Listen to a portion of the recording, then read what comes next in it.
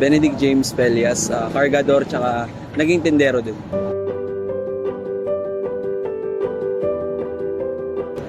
Yung una, kargador, sila yung naghihila ng isda, sila yung nagdadala ng isda sa itong pwesto na to, sa pwesto ng gusto nilang pagdalan. Kunyari, pwesto ng tindahan or sa truck kung saan nilalagay yung isda para i-transport.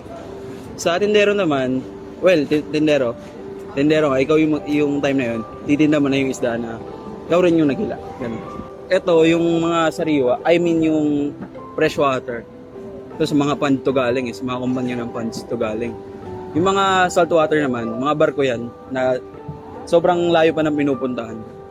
Tapos sinadala dito. Ang pagbaba ng barko, syempre siset siya, parehong uri. Tapos ganon, pag i-grupo kumbaga, gagawin doon magkakaroon ng parang bid. Walang set na price, kumbaga kung gaano yung pinakamataas na bid, doon may bibenta yung kalakal. Gaya sabihin natin ng galunggong, pwede kahit 10 katawan tumawad, pero yung pinakamataas na bid sa kanya makukuha.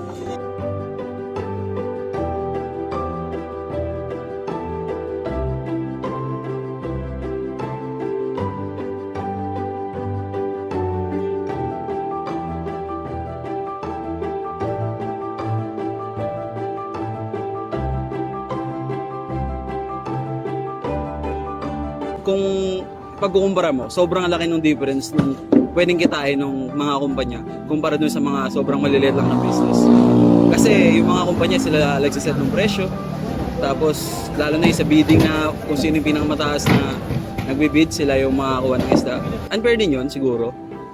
Pero kahit pa paano din kasi may onti pa ring chance yung mga maliliit na business people na lumaban sa ganito. Ang lalala ng Pilipinas kung wala kang mangingisda. Kasi ito, sobrang daming binubuhay nito, sobrang daming pinapakain, ang daming yumaman na dito, nag-stable ang buhay. Kaya mga mangingisda, saludo talaga tayo dyan dapat.